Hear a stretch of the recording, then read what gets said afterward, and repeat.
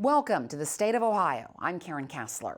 This week, a setback for clinics that were hoping to use the single-dose Johnson & Johnson Janssen COVID vaccine, as federal authorities called for a pause while they examined 6 cases of rare blood clots in women among the nearly 7 million people who got that shot. Ohio stopped the use of the vaccine, though the state had already started vaccinating college students with it. Statehouse correspondent Jo Ingles reports on the impact. College students started getting J&J vaccines last week, with more vaccine clinics set for this week. But Governor Mike DeWine ordered a pause in using that shot Tuesday morning.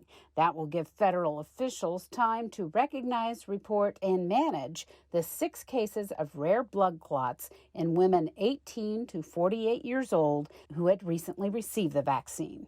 The adverse reactions that they've been seeing are very rare.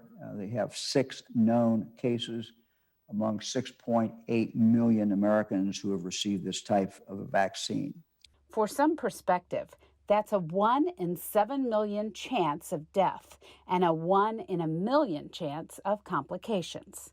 The J&J vaccine is the same one Lieutenant Governor John Husted got about a month ago, and he said he would still recommend it to friends and family members. I had no complications or side effects whatsoever.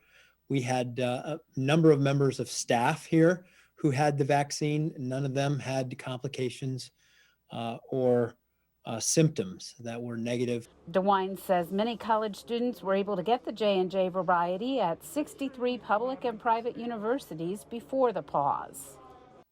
Many of these colleges and universities do report that last week any student who won the vaccine was, in fact, able to get it. The larger universities are the ones who could not complete that last week.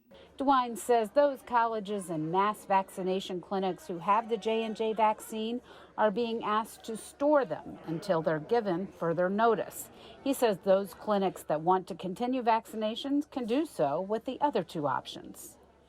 We have tried to work with the providers and to enable as many providers as possible to make a very quick switch over from Johnson & Johnson to Moderna or to Pfizer.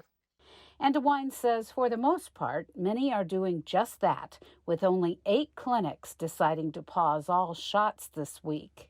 While federal officials look into the problem, for people who are already hesitant about getting vaccines, this pause provides cause for concern. But the Ohio Department of Health's Dr. Bruce Vanderhoff says it shouldn't. Really, I think that for those whose hesitancy is built off of fear regarding the safety and the safety practices, this should be reassuring that that the scientific and medical community is really on this and watching very closely to assure that what people are receiving is in fact safe.